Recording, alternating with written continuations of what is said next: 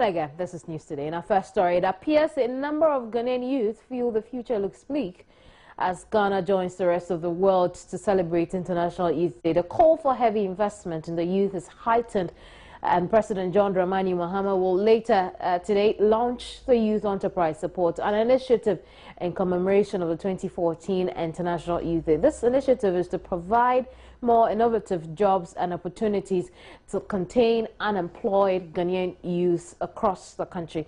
The youth make up about 33% of Ghana's 25 million population, and recent data collated by the African Economic Outlook showed that unemployment within this bracket stands at a high of 25.6%. Joy News' reporter Kwabna Boateng Chenchahene spoke to some young persons earlier today. Today is International Youth Day. Can you briefly tell us what you know about International Youth Day? Wow, International Youth Day. Well, I would say it's a day for the youth. It's a day for the youth, but in our modern Ghana, nothing better is going on for the youth. So. You say nothing better is going on for the youth. What do you really mean by that? Because, well, if I'm not trying to politicize it, but everything has become something which is there. Something which is there. What is something which is there? I never say. Are you saying things are just so out of place? Things are not moving on well for the youth, so they are into this deviant arts, sakawa, fraud and stuffs. Well, things are not really moving on. But we just hope that today being International Youth Day, they will put good measures in place for we the youth, for things to, run and move smoothly. We all hope so. See, are you employed or you're in school or you're doing something? Actually, I'm employed in at the same time. Yeah. Looking at the current situation the country is faced with, are you optimistic that things may get better, especially for the youth? We just hope so. But for now, in this current one, well, God is our helper. Yeah.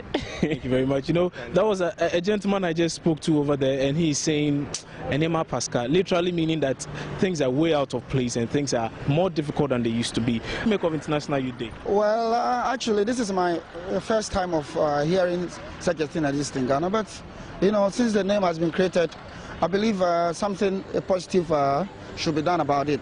Because as for the International Youth Day, you know, coming to life today, I believe this is an opportunity for we the youth, especially the unemployed, to look for other opportunities out there, probably creating our own kind of, employment for ourselves or something.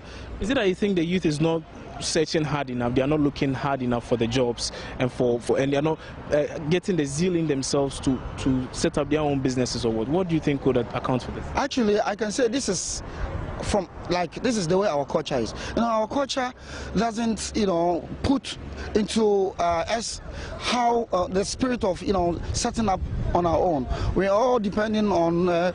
Today is International Youth Day. Your general thoughts on it? Well, if it had not been today, I wouldn't have known that this day is International Youth Day. But I think that it's good that we have such a day for us to also know that the youth has a role to play in our society. So I think this day is good. It's good.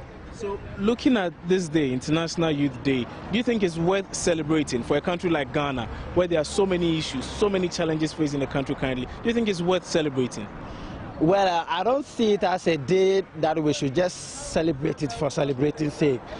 But it's a day that we have to sit down and look at what we are doing for the youth and see the performance of the youth in the country. What are we doing for them? Those who are in school, what are we doing for them? So that after school, we should at least create something for the youth. We should see this day as a day for us to think about such things. So is it that the leaders are not thinking about the youth? Is that what you are arriving at, that they are not doing enough? They are not thinking about the youth?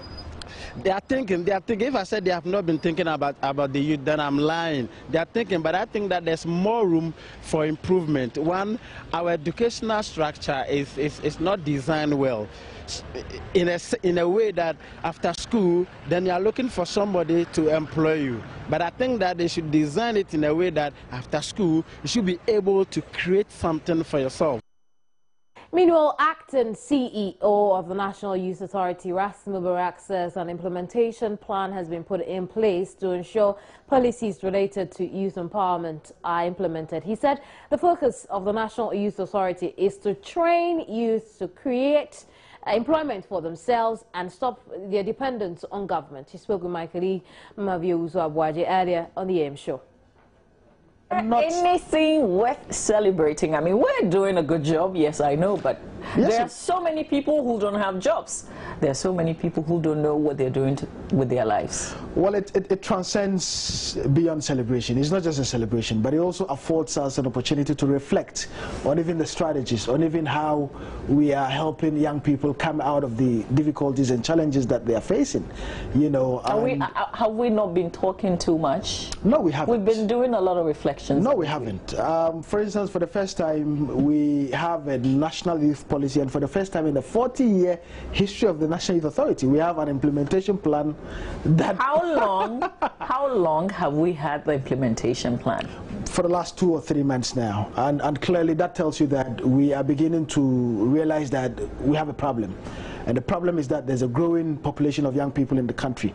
The problem is that we would have to devote a lot of attention, a lot of resources, a lot of work in supporting young people, because it's quite tragic when, you know, people graduate from school and when would we come to we're thinking about doing this to this? No, we're actually doing it, you know, and there are a lot of things that we have done in support of young people. Such as you may be aware, the country is trying to move, government is trying to move the attention of young people from depending to get jobs into becoming their own bosses.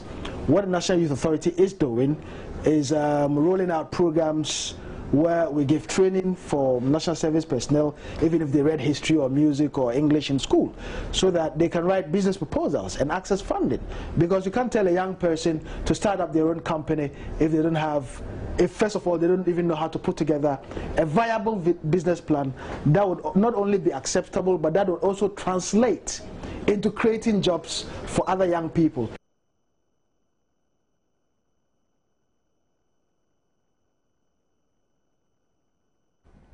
The minority NPP in Parliament have revealed that Ghana stands sanctioned by the USA and the European Union should it proceed with the VTB loan agreements. The VTB Bank in Russia loan is to facilitate the deployment of troops under a work lease system. Ghana was to pre-finance the costs to be incurred in contributing the troops and equipment for the UN mission and was counting on Russia's VTB for support. The bank was to raise $150 million for the Ghana government, with the remaining $150 million to be solicited from other sources. Russia has been sanctioned by the United States and the EU following conflicts between the European country and its neighbors, Ukraine. But that sanctions on Russia appear to have affected Ghana's chances of securing the $150 million for its work lease.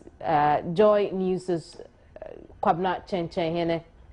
Well, Sasu, the meeting in a bit, we should speak with him, but I have Dr. Anthony Osayakoto. He's a Member of Parliament for Tafo Pankrano. He's joined me over the telephone. Hello, Doc. Hello. Thank you very much for joining us here. Why should we worry about this? Why should we do what? Why should we worry that the sanctions against Russia may affect Ghana if we go ahead with the VTB loan? Because we deal with EU and US, and if they have put sanctions on the companies that we deal with, the sanctions will automatically extend to us. It will be seen as an unholy alliance, apart from the fact that there are issues about the loan itself. Before we get into some of the issues associated with the loan, where lies our sovereignty in all of this? You what? I'm asking, before we get into issues about the loan itself, where lies our sovereignty? Well, I don't know if you think sovereignty is absolute or not. I mean, why are we going to the IMF? Aren't we a sovereign nation? Why are we going to the IMF? We live in a global world, so I think sovereignty is relative.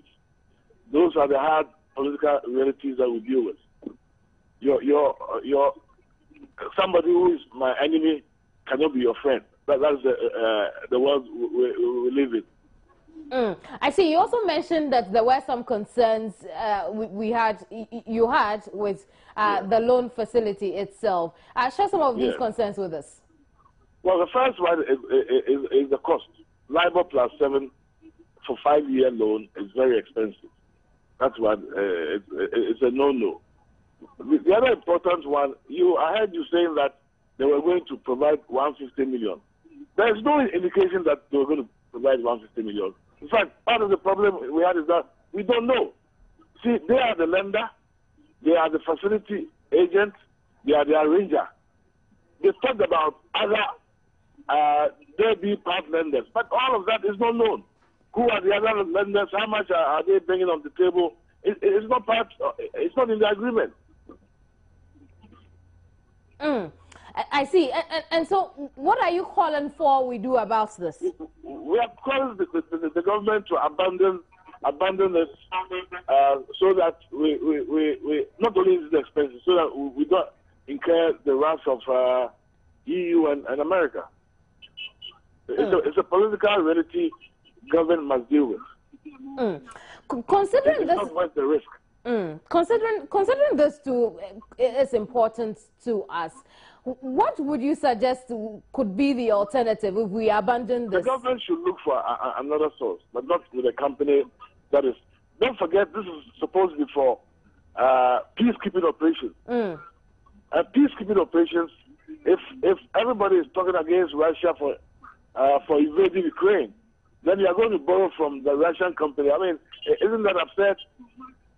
It will be like you are endorsing what Russia is doing. And don't forget, we are part of the United Nations. Is the minority providing any suggestions as at yet? Oh, when they came, we told them to, for example, at that time, we suspected that the sanctions may come. They said, no, it doesn't matter. It was right. And we said that it's too expensive. But, you know, we had our say, they had their way. And now the chickens have come home to roost. I mean, I'm asking. Think, for example, that if the Americans are trying to give you a grant for $498 million, and they have put sanctions on VTB, and then you are going to borrow from them when they are on sanctions, you think that they'll give you the grant? No way. Okay, so the minority in Parliament believes that doing away with the VTB loan will be more helpful to the nation than going ahead to take this facility. Oh, certainly. Let's just say we went along that line. Is the minority also proposing other ways we could fund this peacekeeping mission? It's a government in power, and it should seek other sources if it's that crucial. I mean, if you can pay 51 million cedis to somebody that doesn't deserve it, I mean, you don't go and borrow 300 million because you have the money. So, you know, the government, if it's not important, it should prioritize. But I wanted to believe that the minority in Parliament is part of the administrative process of this nation. How am I part of the executive? How could I be? No, we have separate functions. But it was brought to Parliament for debate. And so if the minority had a problem... We didn't think it was good for the nation. But if we don't have an alternative, how do we fund this mission and then do away with the VTB? They don't have an alternative. That's what governments are there for. They should think through it. In other words, the minority cannot offer any help in terms of alternatives at the moment. Our job is not to tell the government what to do. Our job is that if it's doing something that is wrong, and we can demonstrate that it's wrong. Look, if you are going to borrow, and your Attorney General advises you that they have not seen some letter related to the loan, and you go ahead and do it, what are you saying? I see. Doc, thank you very much for your time. Dr. Anthony Akoto Osei is Member of Parliament for Pankrano. Let's move on to education. It appears the University Teachers Association of Ghana will not call off a strike anytime soon. Why? Some schools are postponing its reopening owing to the strike, while others give the Ebola outbreak as a reason. UTAG is on strike over book and research allowance. But where have they reached in terms of negotiation? I recall that we had been told that they were entering a meeting. Let's find out. Samuel Nkumba is secretary to UTAG, the University of Ghana chapter. He's joined me over the telephone. Hello, Samuel. Hello. You're not calling off the strike. I thought the meeting with government today was going to see some positivity. Well, unfortunately, I guess some circumstances have led to our inability to meet with the sole arbitrator that was appointed by National Labour Commission to deal with the issue. If you recall, we have been following this since April. And it got to the point where we had to go for voluntary arbitration. Now, the week within which we were supposed to be meeting with this sole arbitrator that was appointed by National Labour Commission, the same week the Minister of Finance declared on the floor of Parliament that the relief that we were seeking, which is the book and research allowances, didn't exist. It had been scrapped. And so that informed UTAG's inability to take part in the arbitration process. Of course, if the arbitration was to get a relief, which the powerful force says doesn't exist, then of course it meant that the process we're going through with the National Labour Commission had come to some stalemate. And that is the reason for which UTAG declared the strike. And from then, I think nothing concrete has happened, except for an invitation we have received from the Vice Chancellor of Ghana, seeking to meet with us, I think 19th of this month in KNUST to see the way forward for now. I see. I'm surprised there's no mention of this meeting today. Earlier on this channel, the Ministry of Education had mentioned that a meeting was going to be held between itself and the striking lecturers. Has anything of that sort happened today? No, I don't think so. I have not had any notice to that effect, and so I'm not able to comment as to whether that is the reality. But I do know that the sole arbitrator I mentioned sent a text message to the national president indicating the possibility of meeting us. And I think his response to him was that we were consulting with our constituents on what has happened so far before we would go for the meeting with the sole arbitrator. So that is where, that is the latest I have on our meeting with any other body that is attempting to resolve the matter. I see. Your chapter, for instance, which is responsible for the University of Ghana, we see that the University of Ghana has failed to postpone reopening dates in spite of the impending strike, which is not your matter, by the way. But I believe that you can inform what happens. Is the university on a wild goose chase? Well, UTAG has made its position pretty clear. We've indicated in all the communiques issued that until we have received payment of the book and research allowances for the last academic year, 2013-2014 academic year, we are not returning to the classroom. The decision to postpone reopening would be a wise one for any of the university management committees. Of course, the issue being that it will be preferable if the students are home rather than if they come to campus and then within 21 days this is not resolved, and so they will have to close down the university. I think it's the basis for which some of the universities have postponed their reopening dates. Also aware University of Ghana probably would be meeting in the course of the day today, and only of course, we can't preempt what decision they will take. And so we'll keep our fingers crossed and see what happens. I see. But looking into the future, especially with the upcoming meeting on the 19th of this month, what will be your stance? It's either you're getting your arrears or you're not going to the classroom. Yes, that position is very clear, unless, of course, we cannot preempt what the Vice Chancellors would want to propose or what. Of course, we are all humans. So it doesn't matter who pays your arrears. Say the Vice Chancellors decide that they will pay them. The critical thing is about getting the resources we need to be able to function as lecturers. And so if the Vice Chancellors are going to pay us from the internally generated funds, that is their decision, and once we get paid, that is the bottom line. Samuel, thank you very much for your time. Samuel Nkuba is UTAC Secretary, University of Ghana chapter. Listen up.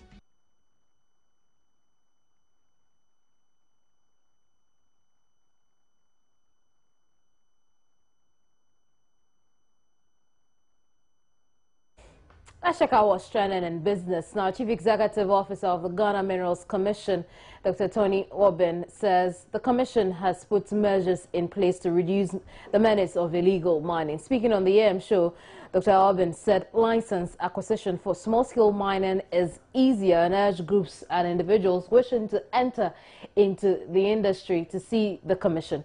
Dr. Obin also called for community support to check illegal small-scale mining properly. Popularly called Galamsey. Let me say that doing small-scale mining is legal. If you're going to do small-scale mining, you can actually go and get a piece of land and do small-scale mining. No, we have legalized it. Yes. Without being, questioned at all. But they are defiant people also. And there are many people, yes, who do not want to follow the laws.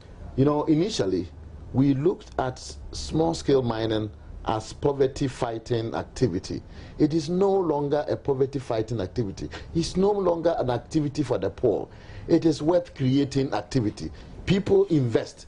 Those who are into small-scale and even galamsey, they are not the poor people. They are the rich people who invest in that area and then stay in Accra or stay in Kumasi, stay in Takoradi, and for the poor people to suffer in a way. So what we are doing now, first we're making it easier for people to register and get their concession. Second, I have seen that now some of the mining companies are actually giving out lands. There used to be the case that, they should shed off land, Some of the mining companies, a lot of them are shedding off lands and the commission has even demarcated areas where investigations, where exploration is being done or has been done and be parceled out for people to go and do it.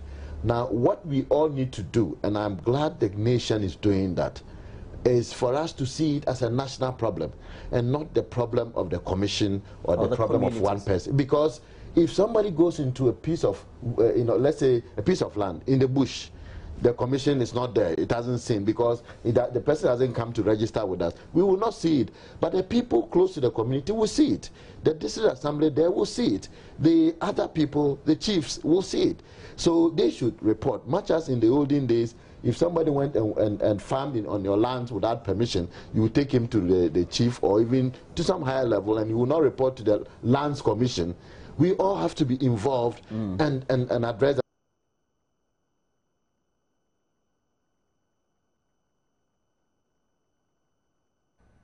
Dr. Tony Obin also touched on the price of gold and how it impacts on companies and the economy.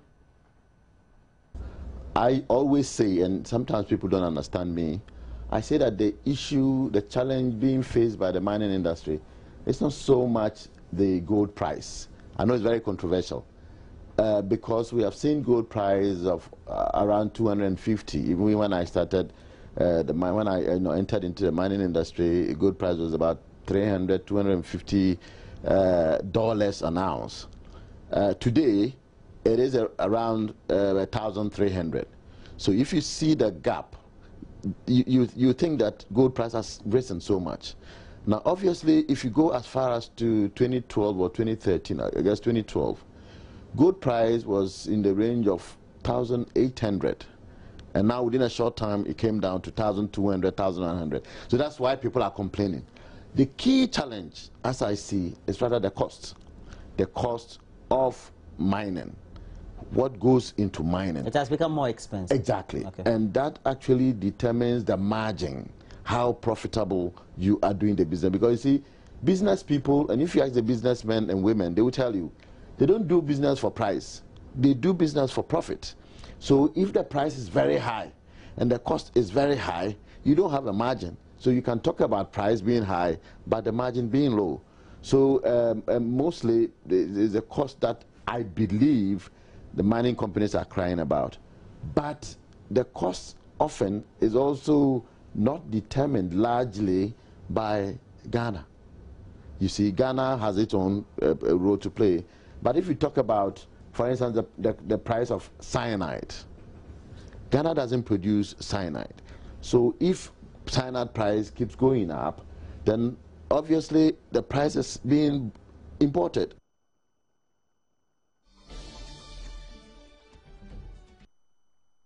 Well, let's do some sports now on News Today with me, Benedict Ozu. And months after silencing rival Haiti Powers, Brian Makamoko, popularly known as Bukom Banku, will step into the ring to face Army Commander John Napari in a challenge for his WBA Cruiserweight title on October 3 at the Accra Stadium.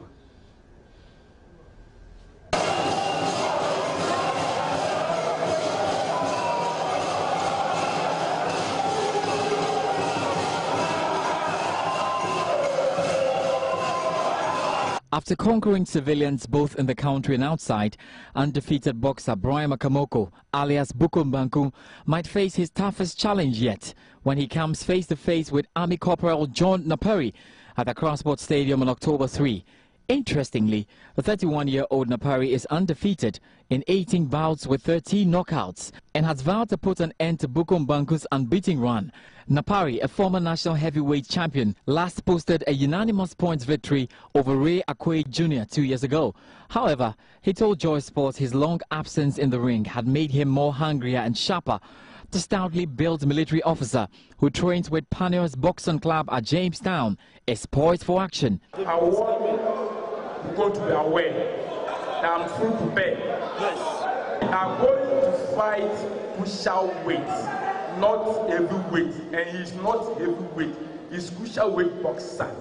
And I want to sincerely here tell his manager to control his boxer Bukom Banku to make the weight. That he has been going around telling people that Opescantin or something. That's not it. His manager, Solomon Otulate, has questioned the readiness and eagerness of the camp of Banku for the fight. Bukom Banku, months after shutting up loudmouth Haiti Powers, seems to have his near invincibility challenged by the determined military officer. Bukom Banku says he would send Napari down. If you're watching Africa, I'm #1 African Mayweather. Napari, I respect Napari a lot. But I want to tell Napari to go war. He no become bossy. Bossy is my food at the top. Napari is baby soda. Yes, sir. It is baby soda. Yes, the boss you get, it be nothing fake. The WBA International Cruiserweight title will be up for grabs with a weight requirement of 200 pounds or less. The bout has been put together by McDonald's Boxing Promotions with a purse of 60,000 Ghana cedis to be split between the two boxers. Napari is bent on silencing the noisy Bukom Banku, but will the champ flinch?